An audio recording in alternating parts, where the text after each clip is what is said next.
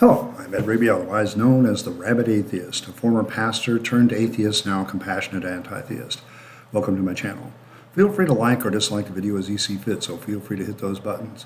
Feel free to comment below, and I'd appreciate it if you'd subscribe to the channel and hit your notification bell for more content as it is released. You're also free to share my video as much as you like. The purpose of this channel is educational in regards to atheist and deconversion issues, and anything else that goes along with those issues, such as philosophy, Bible, theology, and politics. I also want to give a shout out to the Rabyd Nation, to all those of you who subscribe and support me on Patreon. Thank you very much. To all my Patreon supporters, once again, thank you very much. Today, this is the 4th episode of the first season of the Rabyd Atheist Sunday Show. I've just kind of gone to doing most of my stuff on one day a week on Sunday, usually afternoon, here in the States, but you can pick it up and listen to it at any time pretty much. But it is the Rabyd Atheist Sunday Show, Season 1, Episode 4. I want to talk about Genesis 10 and 11. I'll get to some of the comments about Genesis 9 from last week after I get done talking about 10 and 11. But in 10 and 11, there's a lot of genealogy stuff, and I said right at the beginning of this series in Sunday school that I was not going to spend an inordinate amount of time talking about the genealogies, because the genealogies, I'm not going to go through that verse by verse, name by name, because from my perspective, it's just a list of names, which may or may not even be real. We don't even know. These people were editing and compiling these names without very much verification. It doesn't take much verification to say that a person exists. That's why, for me, the question of whether Jesus Christ existed is really a silly question. I mean, because the real issue is whether he rose from the dead. Now, sure, if he doesn't exist, then he didn't rise from the dead. But I get the concern. But the thing about this passage is this is a post hoc story written with one question in mind: why are there so many nations and why are there so many languages?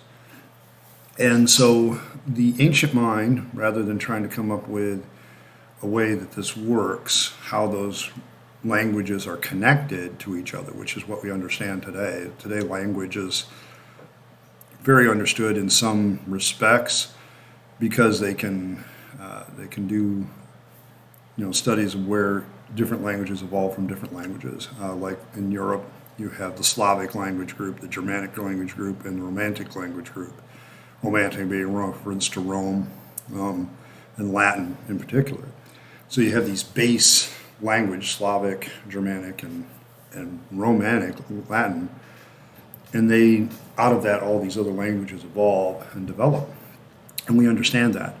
But Genesis 10 and 11 takes a different approach in that, well, language seems to be magical. It seems to be, something that nobody would really come up with as human beings. We just speak it, and there's a lot of mystery to language in the ancient world. And so they come up with the story. Now, the main part of the story is in chapter 11 with the Tower of Babel, but I find chapter 10 interesting for a couple of reasons, and I'm just going to pull something out here. But verse 10:5 says that these people were settling in various lands according to their languages. But this is before the Tower of Babel, so there's almost an admission here there were other languages before the Tower of Babel. And here's what I think.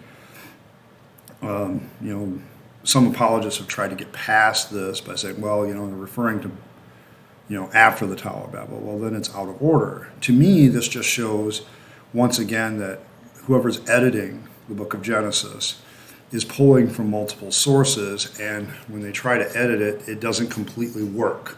They're trying to be faithful to all the texts, but they're also not completely getting the right narrative, because now we have a problem, because we have verse 5, which is a parenthetical explanation that these people are all settling according to their languages.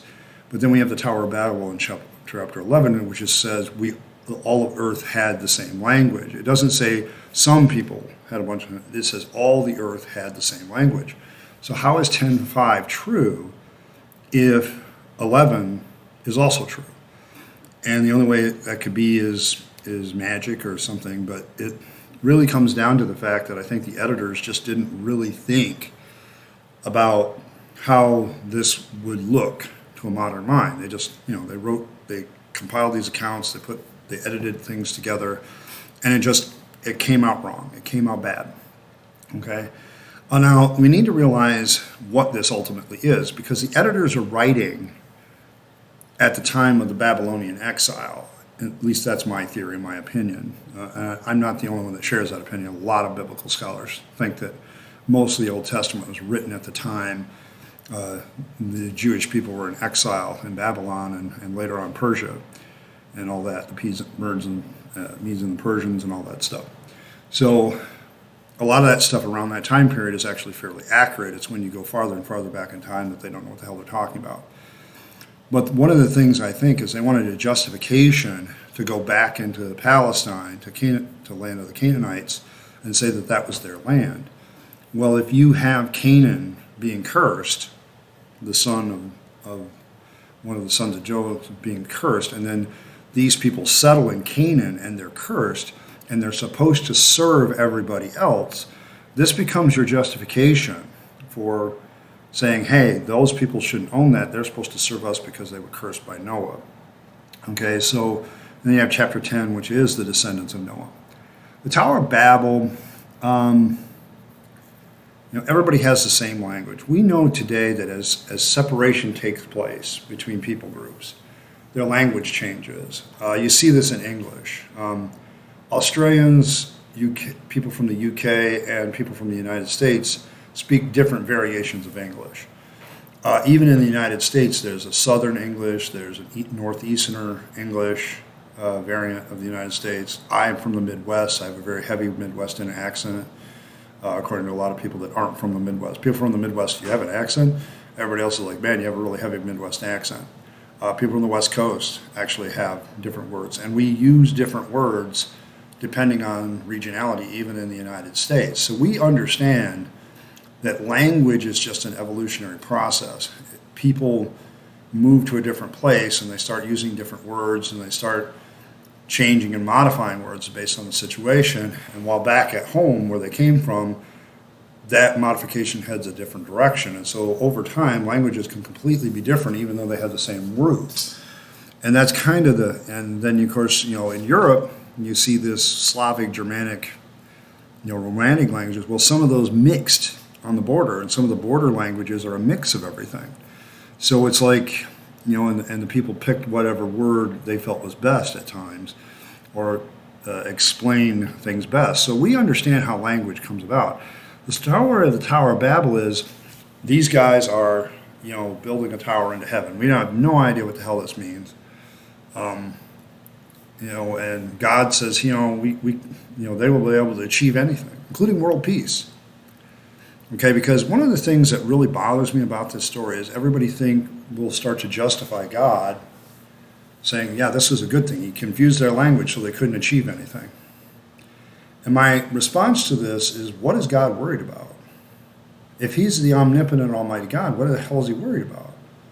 If humanity actually achieves something, that they'll reach into heaven. What is it about? What is so insecure? Why is God so insecure about himself that this tower bothers him? And somehow, I don't have a problem with this being maybe a metaphor to a historical event where all the people were gathered together and they were working together, and all of a sudden something calamity happened.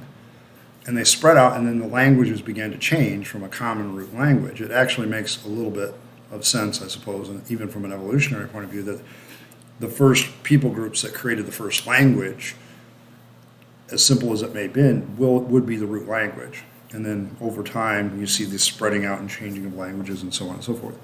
So people are going to change and do things differently depending on language. So I don't know. This is a very weird story to me now because I look at it and I go, yeah, we kind of know how languages develop and change over time. It also has a couple of moral problems. One, it has a theological problem. Why is so God insecure about himself? But it also has another aspect to it, is that how much misunderstanding and war and death and whatever has happened because people didn't understand one another. A universal language, if everybody spoke the same language and it could accurately express every idea that all languages accurately express, wouldn't that go a long way to advancing the cause of humanity in a lot of respects? And I think the fear is real that, yeah, humans, if they had one universal language, would actually be able to accomplish a great deal. And a lot of it would be good. And a lot of misunderstandings would disappear too. There's a lot of cultural bias and tribalism associated with language, and that wouldn't exist. And so I look at it from a standpoint of God just caused a bunch of trouble by confounding people's languages. If that's the truth of the story, then God is the author of a lot of confusion.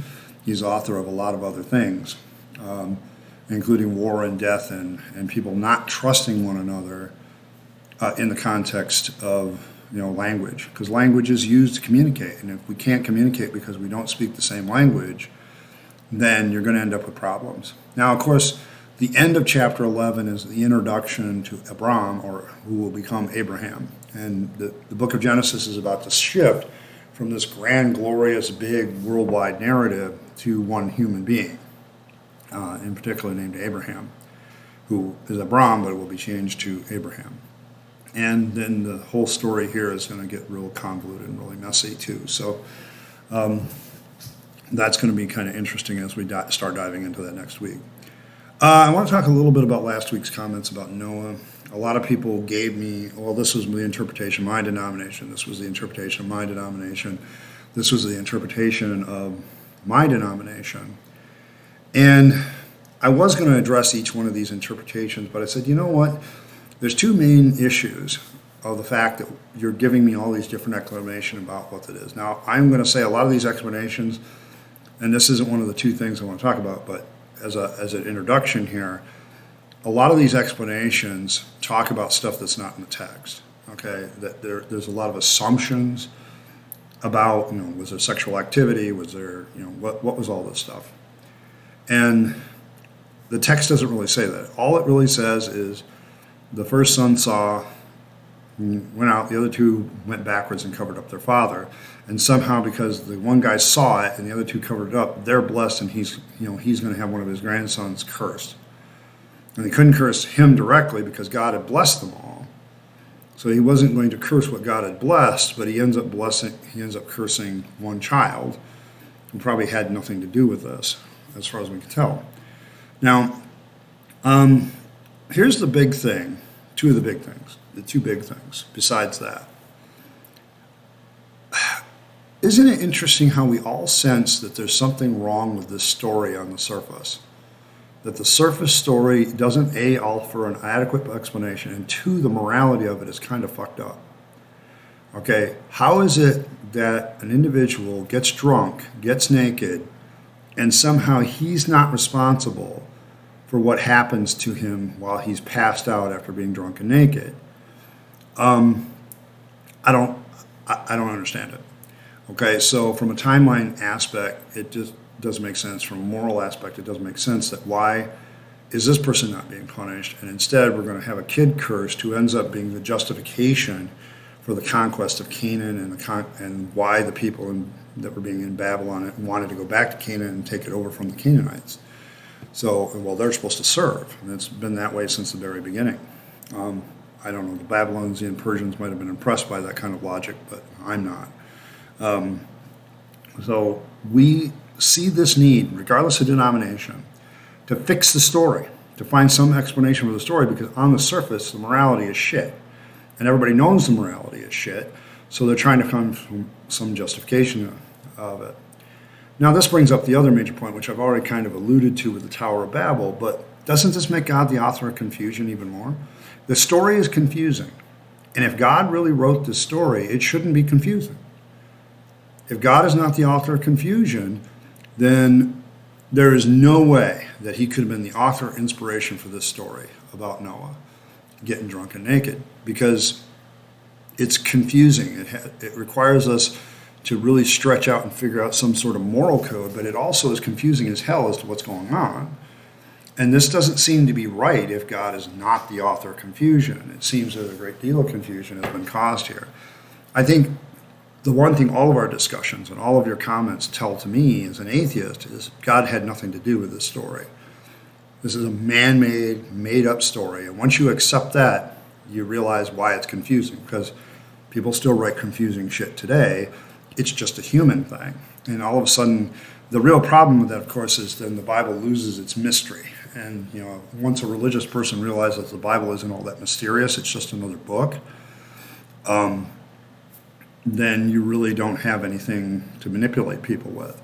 Once you lose the idea of the Bible being inspired by God at all, it loses all of its power to take out somebody's life and control somebody's life. You get rid of that aspect of it the moment you remove the mystery from it. The moment you remove this element of this is inspired and this is written by God, and that's a mystery of how that happened.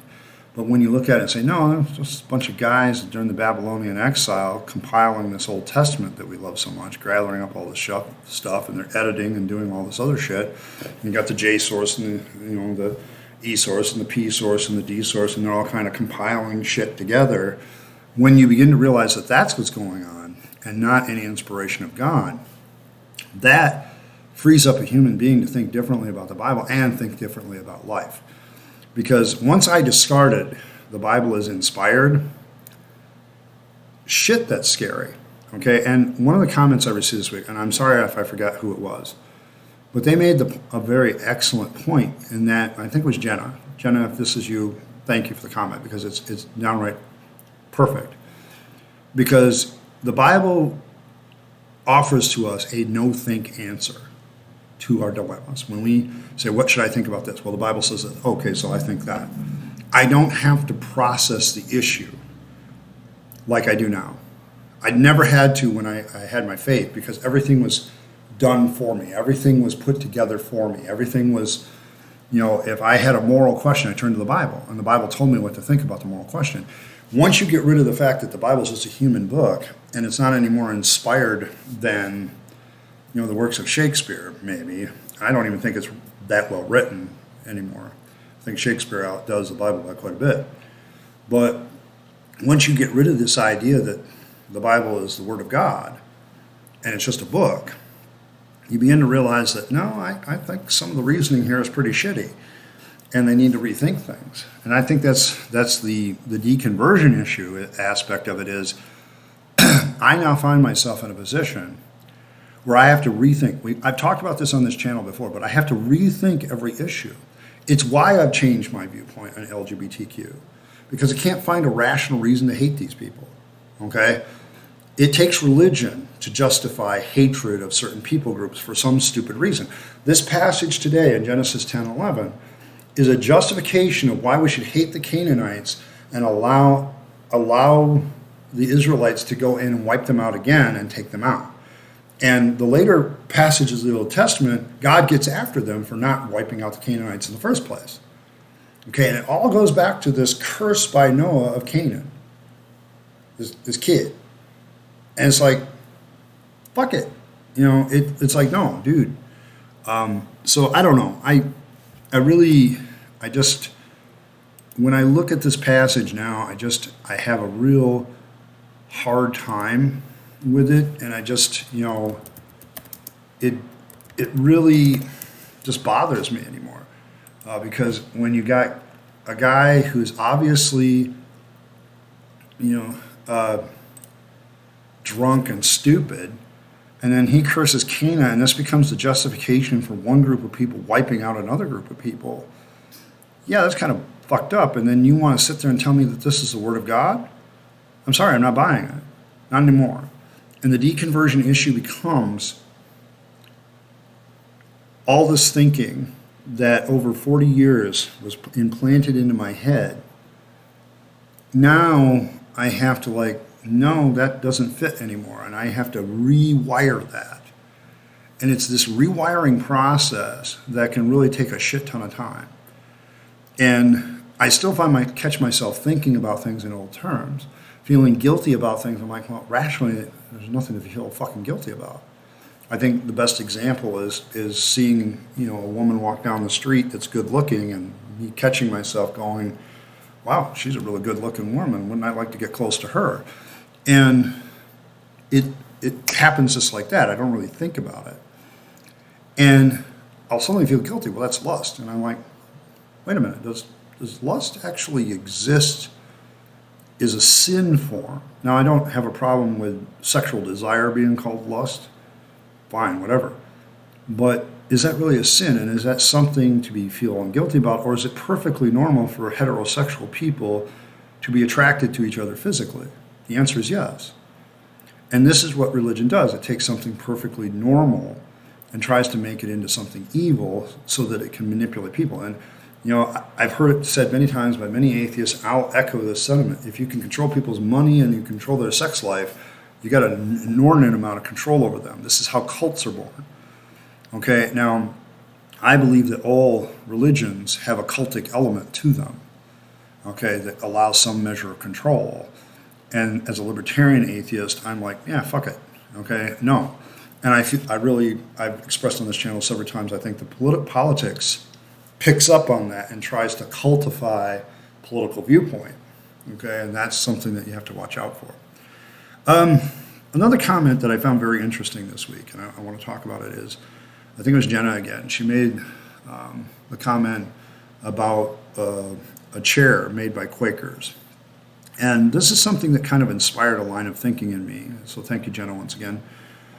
But I was thinking about how religion and artistic expression and functional expression have sometimes worked together. Now, I'm not one of those people that thinks everything about religion necessarily is bad, other than the fantasy aspects of it. If, believing in something that is not true is always damaging. But some of the context of religion is to provide boundaries to certain things and discipline to certain things. One of the things I see in particularly young people, because I work with them as a teacher, there's a lot of them that can be very artistically expressive. I have artistically expressive kids in my classes. But they all have one real issue, and that is putting themselves under the discipline of learning all the basics. Like a good kid that's very artistically talented doesn't realize it, but he or she has disciplined himself to be disciplined in a certain area that allows them to maybe draw certain things very well. In order to draw everything well, or paint everything well, or sculpt everything well, or whatever artistic medium you want to use, that requires that you learn different techniques and disciplines, and in the context of discipline, you begin to achieve mastery of your artistic form. And I think that's why art and religion have gone together so many times. You see this in the Hindu religion, and some of the best artistic expressions in Hinduism come out of that Hinduism. There's a discipline to portraying the things right, but there's also, doing things in a disciplined manner over and over. In Western world, religion has had kind of a negative effect on that. But in some ways, when I look at the Quakers and the Shakers and some of the American, what I call early Pentecostals, because that's what they were having these religious experiences in Christianity. And they designed their societies in such a way that they could spend the vast majority of time having this experience. So they learned how to cook quickly. They learned different techniques of utilizing the same space in multiple different ways. Like the Quaker chair hangs up on a wall. And because it hangs up on a wall, it can be brought down. It's also very beautiful to look at. It's very simple in its beauty. And they figured out how to do these things, and that's not the only thing they figured out how to do, in such a way as a community they could get the main chores of eat, drink, sleep done as quickly as possible and with the minimal amount of space possible, so that they could devote more and more of their time to their experiences with God, their quote-unquote experiences with God. Some of these communities, of course, unfortunately had apocalyptic visions. The Quakers didn't have this, but the Shakers certainly did. The Shakers didn't allow marrying among the members. The women would be on one side of the room, the men would be on the other, and they would share experiences, but they would never, share a bed. It just never happened. There's no marriages. They would adopt people into the community. They would adopt children into the community and raise them up in the community, and then give them a choice of whether they want to leave. This is why the Shakers kept shrinking. as people began to see past the experiential stuff and get down to, I think the last one died a few years ago. I can't remember. But it was like, when you have this viewpoint, once again, this is a control of sexual expression. We don't want to detract our spiritual expression with God by having sexual expression with another human being. There's a mentality there that disciplines the mind to a certain end, but often sometimes with good results and sometimes catastrophic. I have seen Shaker and Quaker work, okay? It's very simplistic, it's very artistic, there's a discipline to it that gives it its own beauty. And that's why religion and art go together for a while. Here's where it becomes a real problem, in my opinion. Because religion will stick so strongly to those boundaries that once somebody sees a way to artistically express themselves over that boundary, it doesn't really work. It doesn't show up, all of a sudden the religious community turns against that person who's trying to form that artistic expression, and they'll start calling it things like blasphemy. And religion has this restrictive element that on one hand disciplines a person to master some of the techniques and skills to express art, but once the artist grows beyond those boundaries, then it's blasphemy, okay? And it's really a funny thing that we do. In the Christian context, of course, blasphemy, Islamic, Christian, and Jewish used to be worse, but blasphemy, is a made-up crime, in my opinion, because somehow you've offended God. Well, how do you know God's offended? How do you know he even exists? Let's talk about that first. Let's talk about the existence of God first, and then we'll decide whether he's offended by shit. But blasphemy is just, to me, it's like I feel that from a free expression, free speech point of view, people that do blasphemy should be applauded. Now, not necessarily condoned. Do I go looking for a fight? No. But if I drew a picture that was somewhat blasphemous to a certain religion, I wouldn't apologize for it. Because it's my artistic expression of what I think about that. Probably a good example, modern example, is the Atheist Republic. They have their blasphemy project. I still subscribe to their newsletter, and they'll send some of their new blasphemous art out, and I find it very interesting because what they're trying to do is they're trying to take the sacred and show how human it is. And that's what blasphemy ultimately does, is it calls into question the divine nature of something and says, no, that's not divine, that's just human. It's just what humans do. Probably the best place you can see this, and the most obvious, is sex and nudity, those two things. Religions have a tendency to try to control those elements because, once again, you control a person's sexuality and how they view sexuality. Like the whole issue of nudity, to me, in art, has always been a troublesome one for me because I've always appreciated the human form as an artistic expression, and people who can portray that artistic expression of the human form, I applaud. Right from Michelangelo on down to the present day, and it doesn't really matter what the medium is, photography, sculpture, painting, digital, you name it. If somebody can really express the human form, particularly the human female form in my case, in great ways, I like it. I've always loved like the pinup girls from 40s and 50s because it's not overt sexuality, it's more of a subtle sexuality where the girl is kind of saying, hey Betty, if you take me someplace private you can see more. It's more of a it's kind of that aspect of flirtation and teasing back then that you had to do because you couldn't be overted because you could lose your reputation. Reputation was big in the 40s and 50s, and to some people, but trying to find some sort of sexual expression or nudity expression. A lot of people think we've gone overboard today. I'm not sure. I think the pendulum swings back and forth, and we'll find a happy medium eventually, I hope. But society changes and cultural changes. But art in the context of religion is a fantastic subject because it could be argued that because of the religious belief, it's kept in context which allows for discipline. Here's where I'm going to drop the hammer, though. I think you can become a disciplined artist without religion. You can understand, okay, I need to learn in this form and this form. I need to discipline myself in these areas of artistic expression. I need to attach myself to this person that has mastered this technique of artistry.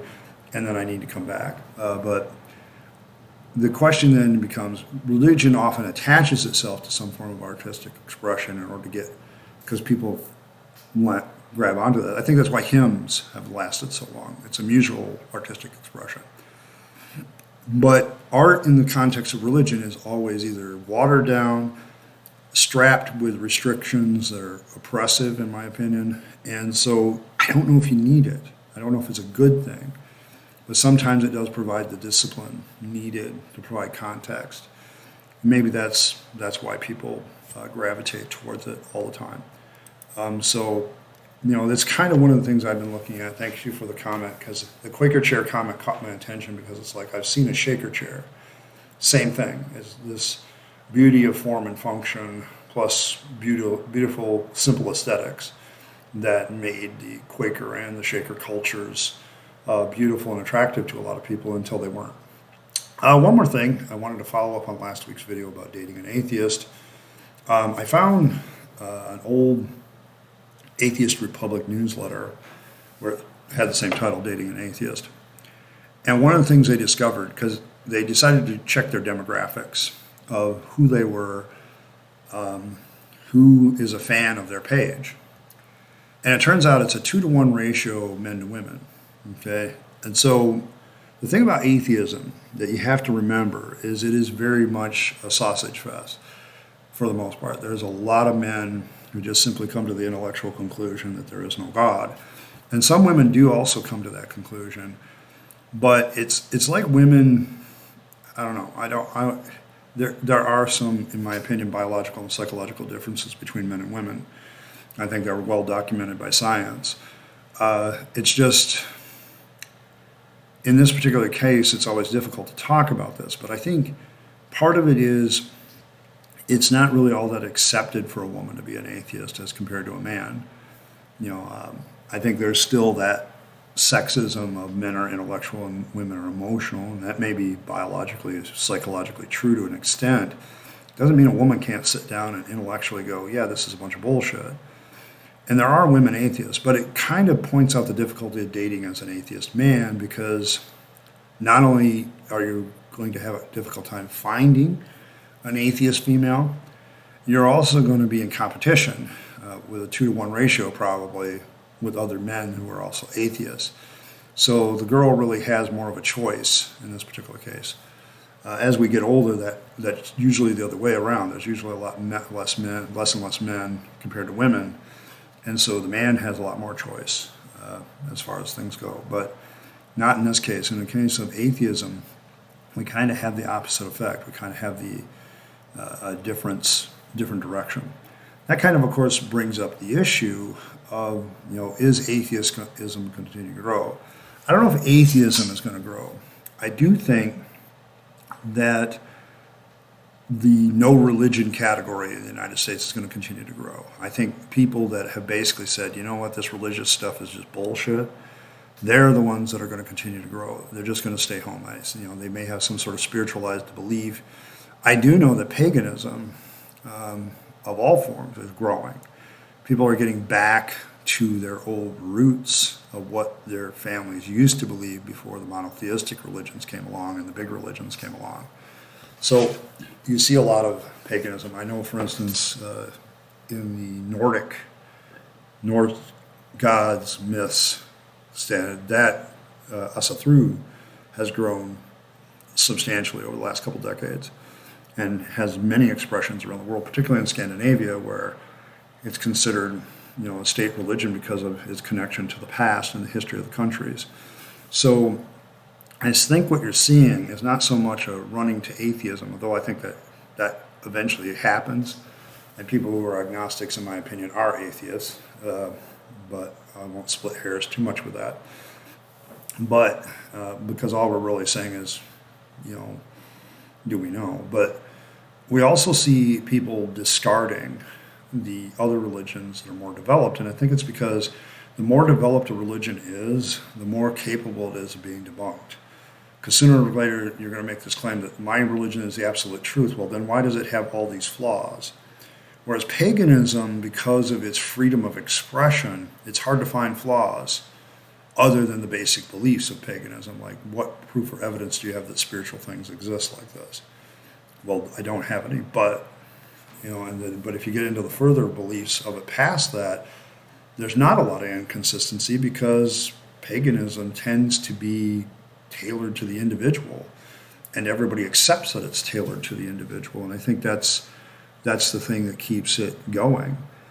And so when you're dating, when I'm out there dating right now, my issue is finding somebody that's going to have either an atheist, an agnostic, whatever that means, and then also maybe somebody who is spiritual but not necessarily religious about it, who thinks, well, there might be spiritual stuff that science really hasn't identified yet. And then at that point, it won't be spiritual anymore, and it'll be science. And so it's like, okay, I can see that. So that's kind of where I fall right now. It's like I realize that finding an atheist girl is going to be difficult. And so, I open myself up to other religions, including a couple of big ones. I don't, Buddhists don't bother me. They don't bother anybody. Other people with other off views of things, or, just a view of deists don't bother me that much, other than I think they're holding on to a last vestige of holding on to something. And it's still religious, but they would deny that.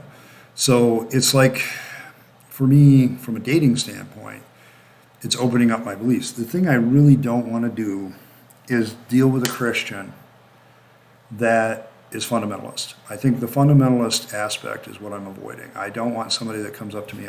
Here's a funny story this week, because, I don't know if I mentioned this last time, but I had another experience with another woman who likes me and all this other stuff. And then, I read her profile, and she's like, I'm looking, for a man who understands the Lord. And I'm like, well, then why the hell are you liking me? And I've had a couple of comments on this channel that were deleted by YouTube almost immediately. So I know who, Mr. Jonathan Ganish, I got your comments, but I think YouTube doesn't like them. So they kind of went after them. But it came, it's like, women and men, regardless of their religion, like to be together, and they like to have sex, and they like to cuddle and things like that. And so religion sometimes gets overcome simply by human expression. I think that's probably a very accurate estimation. I just wouldn't have put it the way he put it. So it's a little bit different. So thank you for those comments, because I think you point out to another experience I had this week is a woman who was not religious but spiritual, quote unquote, basically was interested in me until such time as I pointed out to her that, I'm my own guy. I'm not going to be anybody, and she had this idea that she was somehow a great catch and all this other stuff. And I'm like, yeah, I just don't want to deal with that ego. And so I wished her well, and off she went. So there's a lot of things going on there. I do have a prospective date for those of you that are interested coming up next week. So we'll see how that goes. I'm mostly excited because I get to visit the Museum of Natural History here in Houston. I'm looking forward to it. Natural Sciences. I'm looking forward to it because coming out of the whole creationist mentality, and I'm very interested in that. I may take some pictures and have some thoughts about that when I get back from that, because for the channel's sake, because I think that's something that's very, very interesting to me, is how your viewpoint changes from this fundamentalist creationist bullshit to when you realize that science has some really good answers to where we come from. Is there a lot of questions? Of course, and there's always going to be questions. But we're having a lot better answers and more likely answers from people that actually study things instead of people that just have an opinion about them. I just want to thank everybody for stopping by. One last item. I want to give a shout out to the Michigan Wolverines for beating Ohio State yesterday. It's been long in coming. I appreciate your efforts. It's good to see good old-fashioned Michigan football at an excellent level doing well again, and I appreciate that more than you know. I've missed it for so long, and now it seems like it's back, and I appreciate that. All right. Thank everybody for stopping by. I appreciate you watching this episode of the Sunday Show. It just does my heart good to see people enjoying the program and offering comments. And, I'll address the comments I find interesting. I can't address them all, but I think today the Quaker Chair one and a few others were just good comments to kind of springboard into other discussions. And so thank you very much. I want to thank everybody for stopping by once again. Like, share, and subscribe as always. You can follow me on Facebook. I want to thank all my Patreons. You guys are awesome. I appreciate you sticking with me despite some of the ups and downs of the channel, and mostly caused by me. If you want to support me on Patreon or PayPal, the links are in the description, so thank you very much. And hopefully, once again, I can convince you to be a rabid atheist like myself. In the meantime, this is Ed Rabyd, also known as the Rabyd Atheist, signing off and wishing you a good day.